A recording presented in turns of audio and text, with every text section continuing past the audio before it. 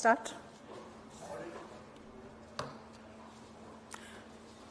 Checking 3, 2, 1. आप सभी साथियों को मेरा सादर प्रणाम। आज 14 अक्टूबर के दिन ये बहुत महत्वपूर्ण प्रेस वार्ता जो की जा रही है, उसका उद्देश्य है बाबा साहब का स्मरण करना, क्योंकि आज ही के दिन बाबा साहब ने बौद्ध धर्म को स्वीकार किया था, अपनाया था। ये जो निर्णय था ये एक पल में लिया गया, एक दिन में लिया गया निर्णय नहीं था, लेकिन जब ये निर्णय ले लिया गया तो ये भारतीय इतिहास का, हर दलित के अस्तित्व का एक बहुत अहम पन्ना बन गया। आज 14 अक्टूबर 2025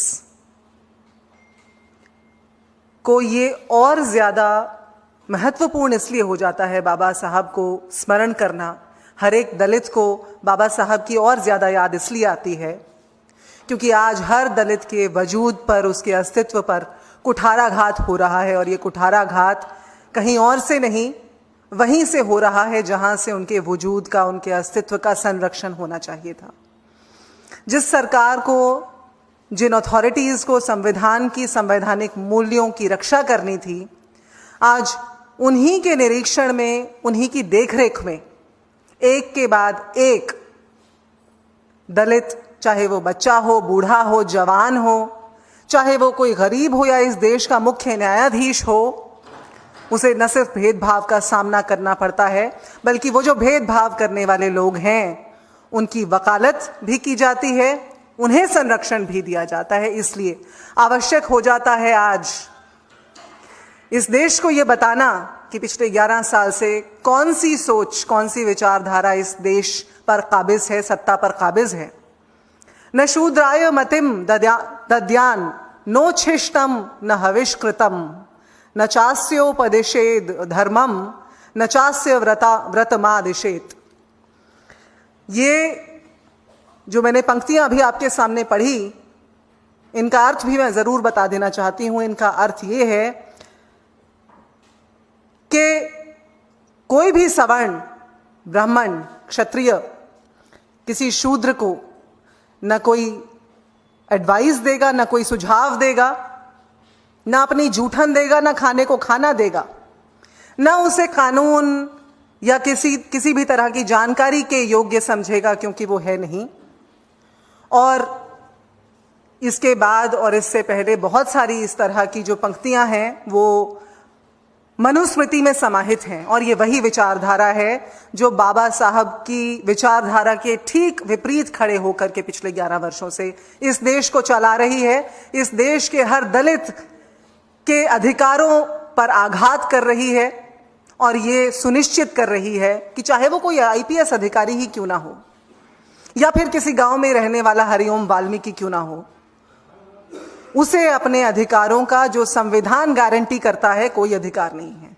उसे उसके अधिकारों से कैसे वंचित रखा जाए, लगातार इस देश के अंदर इस बात को सुनिश्चित किया जा रहा है, और सुनिश्चित करने वाले इस देश के जो सबसे ऊंचे पायदान है वहां पर बैठे हुए दिखाई देते हैं। आज ये बाबा साहब की आत्मा भी कहीं देखती होगी तो रोती होगी। आज का ये दिन, जिसे हम धम्म चक्र प्रवर्तन दिन के रूप में स्मरण करते हैं, और ये हर दलित के लिए बेहद एक संजीदा दिन है, बेहद संवेदनशीलता का विषय है। आज के दिन ये याद करना बहुत आवश्यक हो जाता है कि अक्टूबर का महीना जैसे ही शुरू हुआ, सबसे पहले हमने देखा कि 2 अक्टूबर को हरिओम वाल्मीकि नाम का 38 वर्षीय युवक, जिसके ऊपर चोरी का झूठा आरोप लगाया गया, जिसे बेरहमी से पीट पीट के मार दिया गया रायबरेली के अंदर, जो इस देश के नेता प्रतिपक्ष की कॉन्स्टिट्यूएंसी भी है, उसे न सिर्फ मार मार कर पीट दिया गया, मगर मरते मरते जब उसने राहुल गांधी जी को याद किया और ये कहा कि राहुल जी अपने संरक्षण में, उसने जब नाम लिया तो उसे यह भी बताया गया कि तुम्हारे जो राहुल जी हैं वो तो बाबा लैंड में हैं, हो सकता है योगी आदित्यनाथ की बात कर रहे होंगे वो शायद। उसके बाद 6 अक्टूबर, बहुत दूर नहीं, चंद दिनों के बाद 6 अक्टूबर 2025 को सुप्रीम कोर्ट के परिसर के अंदर हमारे मुख्य न्यायाधीश, जो इस देश के पहले बौद्ध न्यायाधीश भी हैं, ये बात सबको स्मरण रहनी चाहिए कि वो न सिर्फ इस देश के द्वितीय दलित न्यायाधीश हैं, बल्कि इस देश के प्रथम बौद्ध न्यायाधीश हैं। और आज के दिन, जिस दिन बाबा साहब ने बौद्ध धर्म को स्वीकार किया था, उस दिन इस बात को सोच करके दिल पसीजता है, गुस्से से भी भर जाता है कि कैसे हिम्मत हुई किसी वकील की, खुद 70 वर्षीय वकील, कि वो सर्वोच्च न्यायालय में खड़े होकर के झूठा फेंकने की कोशिश करें इस देश के मुख्य न्यायाधीश के ऊपर। सवाल आज उठता है इस देश के अंदर संवैधानिक मूल्यों के साथ इत्तेफाक रखने वाले हर उस दिल में जो इस लोकतंत्र के अंदर विश्वास रखता है कि क्या ये इससे पहले, इसके बाद किसी सवर्ण न्यायाधीश के साथ किया जा सकता था? क्या अगर यही कृत्य किसी अल्पसंख्यक समुदाय से आने वाले किसी व्यक्ति ने, किसी और सवर्ण सीजेआई के रहते हुए, जस्टिस चंद्रचूड़ के रहते हुए, जस्टिस ठाकुर के रहते हुए, किसी भी सवर्ण न्यायाधीश के रहते हुए अगर यही कृत्य किया होता, तो क्या उस समय हमें इस देश के मीडिया के अंदर हाहाकार नहीं दिखता? इस देश की सरकार की ओर से, होम मिनिस्ट्री की ओर से, प्रधानमंत्री की ओर से क्या ऐसे ही रिएक्शंस आते, ऐसी ही प्रतिक्रियाएं आती जैसी आज हम देख रहे हैं? बिल्कुल नहीं। 9 अक्टूबर 2025, 6 अक्टूबर के 3 ही दिन के बाद 9 अक्टूबर को फिर से एक दर्दनाक हादसा हम सब के सामने आया और हम सब आज तक भी उस हादसे को लेकर के सबका दिल दर्द से भरा हुआ है। लेकिन प्रधानमंत्री, गृह मंत्रालय ने आज तक वाई पूरन कुमार, जो कि एक आईपीएस ऑफिसर थे, एडीजीपी थे हरियाणा में, खुद को गोली मार करके हत्या कर ली, आत्महत्या कर ली। ये बताया उन्होंने कि उनके साथ किस तरह से भेदभाव हुआ, हर स्तर पर भेदभाव हुआ। उन्हें जो गाड़ी दी गई उसमें भेदभाव हुआ, उन्हें अपने मृत्युशैया पर लेटे हुए पिताजी से मिलने की अनुमति नहीं दी गई, छुट्टी नहीं लेने दी। और उन्होंने बताया 2020 के बाद से किस तरह से ये भेदभाव वाई पूरन कुमार जी के साथ बढ़ता चला गया। आज ईश्वर उनकी आत्मा को शांति दे। हमारा मन दर्द से भरा हुआ है जब हम ये बात कर रहे हैं कि किस तरह से वो अपनी व्यथा 8 पन्नों के सुसाइड नोट में बताकर गए। और उसमें उन्होंने ये बताया कि 2020 से मंदिर में जाने तक के लिए उनको प्रताड़ित किया गया। उन्होंने अपने 8 पन्नों के सुसाइड नोट में ये मांग रखी कि ये उन्होंने बताया कि मैंने बार बार मांग रखी, बार बार रिप्रेजेंटेशंस दिए। उनमें ये कहा कि सभी अफसरों के लिए, सभी आईपीएस अफसरों के लिए जो पीपीआर रूल्स हैं, जो वर्शिप रूल्स हैं, वो एक समान होने चाहिए। समानता की गुहार लगाता हुआ ये देश की सेवा में खड़ा हुआ एक सच्चा देशभक्त, सिर्फ इसलिए क्योंकि एक दलित आईपीएस ऑफिसर था, उसे अपनी प्राणों की बलि देनी पड़ी 9 अक्टूबर को। और उसके बाद कल 13 अक्टूबर को लखनऊ के बंथरा क्षेत्र में 16 वर्षीय एक दलित युवती के साथ एक बहुत ही भयानक, खौफनाक गैंगरेप की वारदात सामने आई। लखनऊ क्षेत्र के बंथरा में वो युवती, उसका अपराध क्या था? एक तो वो दलित युवती थी, ये उसका अपराध था। और दूसरा अपराध ये कि वो अपने पुरुष साथी के साथ एक आम के बाग के पास घूम रही थी, तो 5 लोगों ने उस पर हमला किया। और उस वारदात की और डिटेल्स अभी तक हमारे सामने आनी बाकी हैं। लेकिन ये जो जघन्य अपराध हैं, पिछले 11 वर्षों से अपवाद नहीं रहे इस देश में। आज बाबा साहब की बहुत याद इसलिए आती है हर दलित को, हर दलित बेटी को, हर दलित आईपीएस आईएएस अफसर को, हर दलित वर्ग से आने वाले उस व्यक्ति को जिसने सक्षम होने का प्रयास किया है, जिसने अपनी मेहनत से, न कि किसी की खैरात में दी हुई रोटी कमाई है, लेकिन भेदभाव का सामना करते हुए उसे अपने कभी प्राणों की आहुति देनी पड़ी है, कभी अपने मान सम्मान की आहुति देनी पड़ी है। और ऐसी ही कुछ घटनाएं सिर्फ इस साल के शुरुआत से अगर मैं आपको बताऊं तो मार्च के 2025 में बिहार के गोपालगंज में 80 वर्षीय दलित महिला के साथ सामूहिक बलात्कार हुआ। अप्रैल 2025 में राजस्थान के सीकर में एक दलित युवक के साथ शराब की बोतल से यौन उत्पीड़न किया गया। उसी महीने के अंतराल में बरेली के एक क्षेत्र में एक मूक बहरी दलित लड़की के साथ जघन्य अपराध हुआ, सामूहिक बलात्कार हुआ, उसके निजी अंगों को जलाकर राख कर दिया गया और ऐसी भयानक तस्वीरें सामने आई कि जिनकी का विस्तार भी नहीं किया जा सकता, करना अच्छा भी नहीं लगता, जिनके बारे में सोचना भी दुखद है। 19 अगस्त 2025 को मध्य प्रदेश में एक दलित युवक की हत्या उसके सवर्ण ससुराल वालों ने कर दी। 29 सितंबर, उसके थोड़े ही दिनों के बाद राजस्थान के जोधपुर में एक दलित छात्र पर भाजपा नेता का स्वागत न करने पर हमला किया गया। 4 अक्टूबर 2025 को गुजरात में एक दलित मजदूर को मंदिर में प्रवेश करने पर पीटा गया और ये जो फहरिस्त है यहीं ना यहां से शुरू हुई थी ना यहां रुक जाती है। आज का ये जो दिन है, इन घटनाओं को याद करते हुए ये सोचने का दिन है कि क्यों इस देश की सरकार क्यों सुध नहीं लेती उस भेदभाव की जो इस देश के कोने कोने में, चप्पे चप्पे में, उनके देखरेख में आज बढ़ता ही जा रहा है।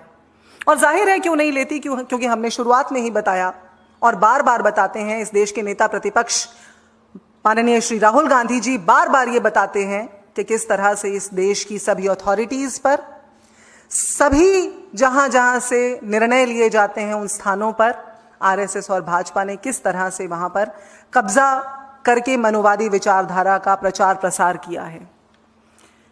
चाहे वो युवतियों के साथ बलात्कार हो, युवकों का शोषण हो। हमने कल भी एक बहुत ही दुखद घटना के बारे में सुना, पवन जी ने आप सब लोगों को ब्रीफ भी किया था। इन सब वारदातों को देखते हुए मन विचलित होता है, ये सोचने पर मजबूर होता है कि बाबा साहब के विचारों वाले इस देश में, बापू गांधी के इस देश में, बाबा साहब जहां भेदभाव का सामना करके खुद एक काबिल वकील बने और इस देश का संविधान रच गए, उस देश में आज 14 अक्टूबर को उनके धम्म चक्र प्रवर्तन दिवस के दिन ये दिल सोचने पर मजबूर होता है कि क्यों सरकार की चुप्पी है। क्या सरकार की स्वीकृति हासिल है इन सब अपराधियों को? क्या सरकार का संरक्षण हासिल है इन सब अपराधियों को? क्या समानता की बात इस देश में बीते दिनों की बात हो चुकी है? क्या मोदी का अमृत काल वास्तव में दलितों का शापित काल है? ये सब बातें आज उस सरकार से, जिनके पूर्वजों ने 1949 में आरएसएस ने इसी प्रदेश के दिल्ली के अंदर रामलीला मैदान में बाबा साहब अंबेडकर के पुतले फूंकने का काम किया था। क्यों? क्योंकि वो हिंदू कोड बिल लेकर आने वाले थे। उन बाबा साहब की विचारधारा में पूर्ण विश्वास रखते हुए मैं आज ये पूछना चाहती हूँ इस सरकार से, प्रधानमंत्री मोदी से, इस देश के गृह मंत्री से, कि क्यों नहीं वो जाते वाई पूरन कुमार के परिवार से मिलने? क्यों उन्हें भरोसा नहीं दिलाते कि ये सरकार दलितों के खिलाफ या किसी भी इस देश के नागरिक के खिलाफ होने वाले भेदभाव में उनके साथ खड़ी है? क्यों प्रधानमंत्री मोदी ने बहुत देर कर दी थी इस देश के मुख्य न्यायाधीश, जो इस देश के पहले बौद्ध मुख्य न्यायाधीश हुए और दूसरे दलित न्यायाधीश हुए, उनसे बात करने में क्यों बहुत देर कर दी थी? क्यों इस देश के प्रधानमंत्री के मुंह पर ताला लगता है जब दलित की प्रताड़ना की बात आती है? क्या यह दलित का शापित काल है? आप सबके सवाल। राहुल गांधी जो है वो मिलने गए थे पूरन कुमार जी के परिजनों से। दूसरा, जो केस इन्वेस्टिगेट कर रहा था आईओ, उसने भी आत्महत्या कर ली है पूरन कुमार वाले मामले में। इस पर क्या कहें? बिल्कुल, आज माननीय नेता प्रतिपक्ष श्री राहुल गांधी वाई पूरन कुमार जी के परिवार से मिलने गए और उन्होंने बिल्कुल शब्दों को बिना तोड़े मरोड़े हुए बिल्कुल स्पष्ट रूप से ये कहा है कि हरियाणा सरकार को, भारत सरकार को ये तमाशा बंद करना चाहिए और सीधे सीधे रूप से इसका संज्ञान लेना चाहिए। जब मुख्यमंत्री ने पर्सनली कमिट किया है परिवार को, तो फिर क्यों आज तक पोस्टमार्टम नहीं हुआ है? मॉर्ग में वाई पूरन कुमार जी की बॉडी क्यों आखिर सड़ रही है? सुसाइड कर लिया उस पे आईओ, आप शायद रोहतक में जो एएसआई है, इससे एक ही भयावह दृश्य हमारे सामने आता है आज कि हरियाणा में कानून की जो स्थिति है, जो कानून व्यवस्था है, वो लचर हो चुकी है, पूरे तरीके से कोलैप्स कर चुका है कानून का ढांचा हरियाणा के अंदर। ना मुख्यमंत्री सुध लेते हैं, ना गृह मंत्री, ना प्रधानमंत्री। बहुत देर हो चुकी है, अब भी जाग जाएं तो अच्छा है, हमें अपने और अवसर गंवाने नहीं पड़ने चाहिए।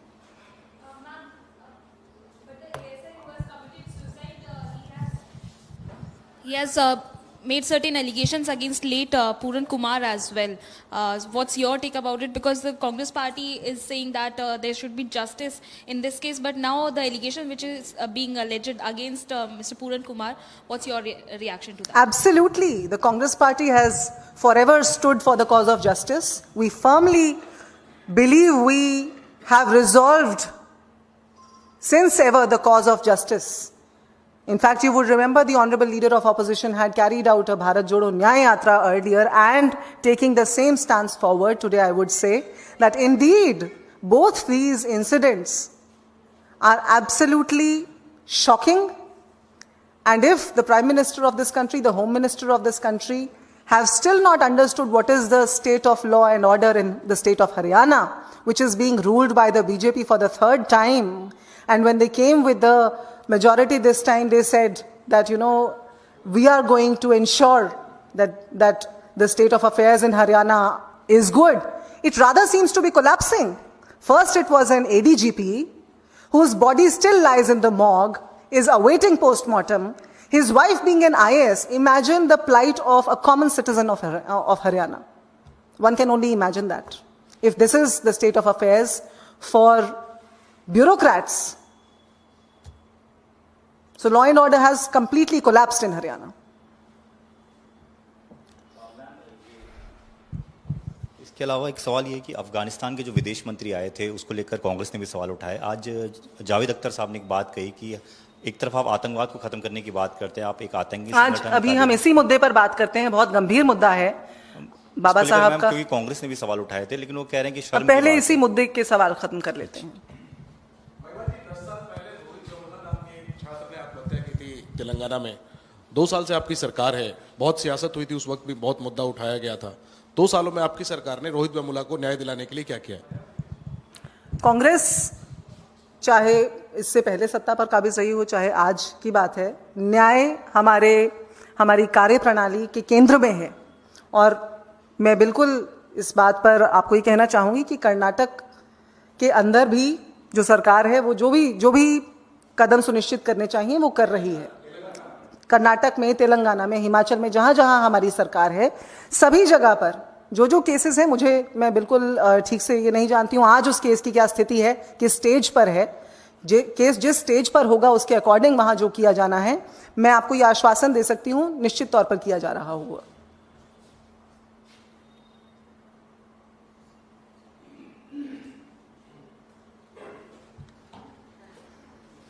Thank you.